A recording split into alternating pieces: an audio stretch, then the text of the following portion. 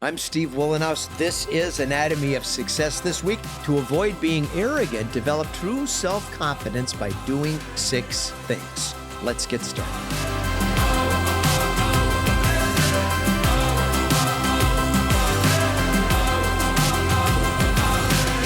I'm Steve Wohlenhaus. This is Anatomy of Success. We talk about my 4 tenets of equanimity. What are those? Better health, healthy relationships, healthy intimate relationships, and more satisfying work.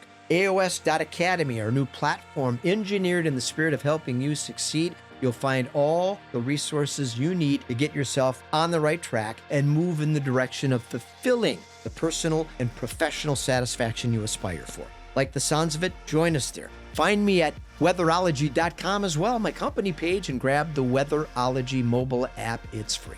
Arrogance makes us artificial. Humility makes us real. That was a simple quote I shared on LinkedIn earlier last year. Of course, nobody likes dealing with arrogant people, and many of us have experienced their toxic influence. One gentleman suggested that maybe people perceive us as arrogant when in fact we are trying to be confident and our efforts to be assertive are misinterpreted. I think that's a legitimate point. Let's face it, some people are insecure and they're jealous or envious, and that may produce permanent and premature judgments. However, humility can't be faked. Humility is at the foundation of authentic people that make lasting impressions based on the remarkable way they make us feel. Arrogance is an ugly attribute, often synonymous with low self-esteem and a grandiose ego. People that try too hard to convince us they're smart, competent, wealthy, successful, or desirable. That's where the problem is. A study at the University of Missouri discovered that arrogance in small doses can be beneficial. The same principle applies to an ego. However, arrogance resides on a spectrum, ranging from individual arrogance that drives an overinflated sense of personal value to comparative arrogance, which creates values based on social comparison. Arrogance can also become antagonistic.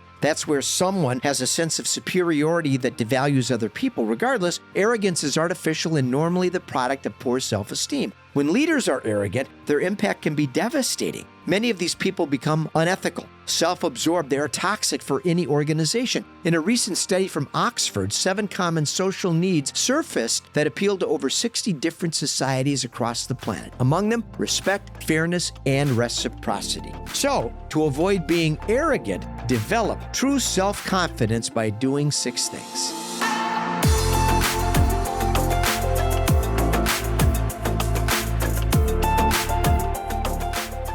Regulate. Most arrogant people I have met have massive egos that are unregulated. These people lack compassion, kindness, humility. They allow their need to be right adversely affect their ability to get along with other people. When the emphasis is always on us, we take everything personally. Learn to acknowledge and validate opposing opinions and resist the need to always assert your own opinion to demonstrate your expertise. The need to be right is the ego demanding approval.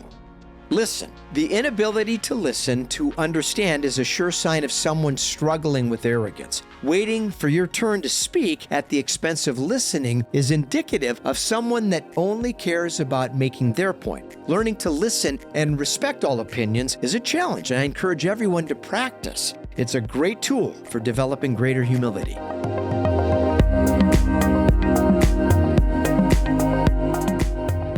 Embrace. Being open-minded is a prerequisite for controlling arrogance and an overinflated ego. Companies that maintain open communication flourish. Suppressing ideas and alternative viewpoints leads to dissension. There's a dangerous trend in corporate America today dedicated to demanding fealty to ideas that insulate organizations from the perception of lacking virtue. These policies are the equivalent of mission statements. They look good, but seldom are practiced. When public perception drives policy, businesses suffer because vacuums develop that are toxic and alienating. Respect. Arrogant people lack respect. They really don't value anyone else's opinion. They believe in their own brilliance. People are an inconvenience, a means to an end, dispensable. True respect is earned, and it demonstrates with sincerity. A person with genuine humility values everyone and respects diversity of opinion and thought. We can't create a winning organization without teams that value respect and practice showing it each and every day.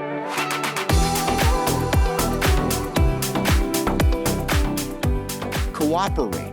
Lack of cooperation is prevalent in many companies today. Mandating ideas is never a good practice. Finding common ground is a sure sign of great leadership and humility. Arrogant people shove their opinion down your throat, and they aren't interested in establishing unity. It's their way or no way. Organizations that can't cooperate and truly be diverse and inclusive suffer lack of retention and low morale. Humility. Closed-minded people lack humility. It's that simple. They aren't interested in exploring alternative viewpoints. They demand compliance. Everything they do revolves around their selfish viewpoint, and their arrogance makes it impossible to reach consensus or develop corporate environments that are safe and really inclusive. Being open-minded improves humility and takes the edge off arrogance in the process.